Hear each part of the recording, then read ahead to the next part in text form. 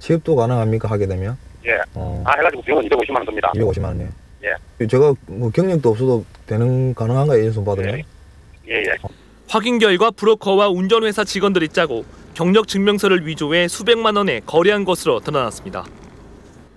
운전 경력이 전혀 없는 초보자들에겐 추가로 돈을 받고 집중 연수를 시키기도 했습니다. 이들은 인적이 드문 국도에서 이처럼 마을버스나 대형버스를 이용해 기초 운전자들에게 12시간 정도 불법으로 운전 연습을 시키기도 했습니다. 어느 역에 가면 누구 부장 취업 담당이 누구 아니까 그럼 이제 기사 모집한다. 그러면 이제 이력서를 이제 알선을 해주는 거죠. 이들은 버스 회사가 안전을 고려해 2년 이상의 경력자를 우선적으로 채용한다는 점을 악용해 이 같은 짓을 저질렀습니다.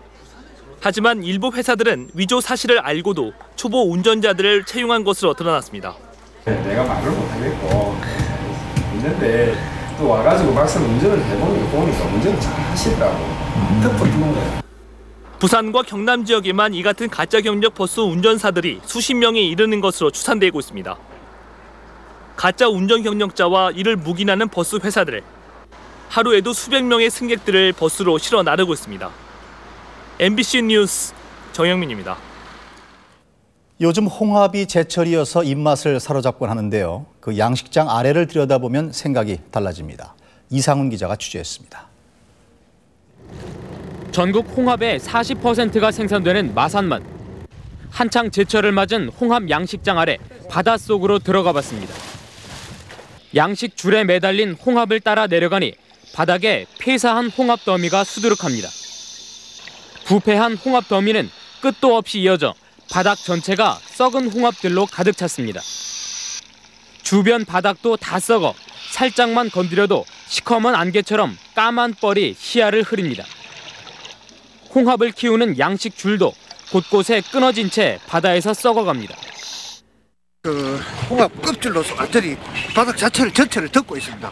그러니까 로프에 고무 폐 타이어 조각이 많이 붙은 게 이런 것들도 간혹 발견이 되었고요. 취재 결과 이 홍합 양식장 밑은 곳곳이 썩은 홍합과 양식 시설들로 가득 찼습니다. 왜 이런 일이 생긴 걸까?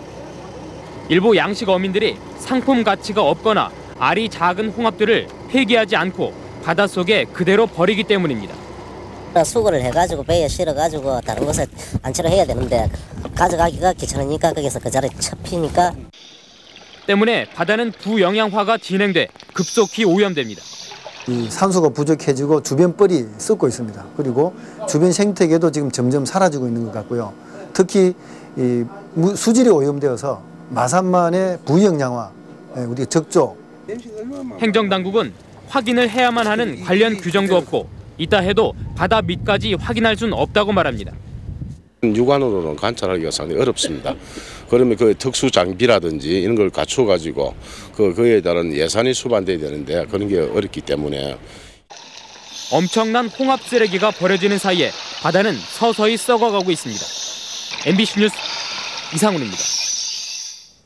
1,000억 원의 수익을 올린 인터넷 도박 사이트를 적발해서 조사를 해보니까 1억 원 이상의 판돈을 걸고 도박을 한 사람이 무려 130명이나 됐습니다. 한 유명 방송 MC도 4억 원을 날렸습니다. 김재영 기자입니다. 검찰에 적발된 인터넷 도박업자들입니다. 붙잡히기 직전 엘리베이터로 황급히 옮기던 상자 안엔 현금 10억 원이 담겨 있었습니다.